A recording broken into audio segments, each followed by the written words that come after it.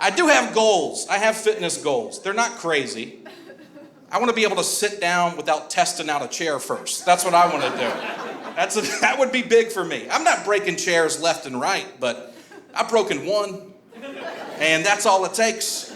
If you break one chair, you are going to think about that chair every time you sit down for the rest of your life, you know? Doesn't matter when, doesn't matter where, you can't just move on.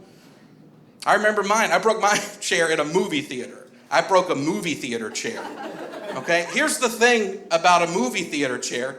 It's connected to another chair, right? So I didn't just take out my seat. I took out row J, okay? Just men, women, and children on the ground, raisinets rolling on the floor. It was a crime scene, okay? Now, I don't know what to do next after taking out a whole row at the movies. There's no flow chart to consult, right? So I got up and I left. And I think that's the only move, right? You can't dust yourself off and move up a couple rows and just resume the film, right? You gotta scram. You know the worst part? I had a large popcorn in my lap. And a little part of me every night before I go to sleep is like, man, maybe if you just gotten a medium, maybe the chair wouldn't have broke. I don't know the weight difference between a large and a medium. Maybe that took out the chair. Huh? What do y'all think? Nobody's convinced. Okay, that's fine. I hate awkward situations like that. I hate it. Let me ask you guys this. If you're walking outside of a store and there's somebody like with a clipboard raising money, can y'all just walk past those people?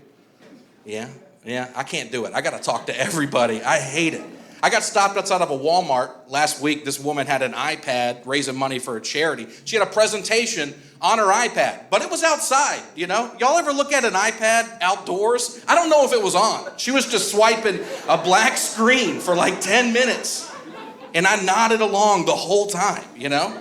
And then at the end, she goes, hey, do you want to make a monthly contribution? I was like, I don't know what we've been talking about this whole time. She goes, how about a one-time donation? I go, sure, I'll give you $10. And she was about as impressed as you guys are. She goes, okay, $10. Okay, $10. Wow, let me ask you this. Do you want to add an extra 8 to stop the hate? I said, what just happened? She goes, do you want to add an extra 8 to stop the hate? I was like, $8 will do that? She goes, I'm not sure, but it rhymes. I was like, okay, well, how about I add an extra 1 to get it done? How about that? If we're just rhyming stuff out of here, is that how this works? I've never fundraised, but I want to see that strategy play out at the highest level, right? You go into the Senate or I don't know. I don't watch C-SPAN. I don't know. Where does the money stuff happen, right?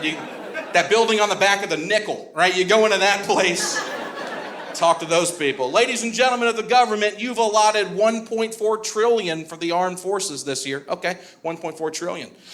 Let me ask you this.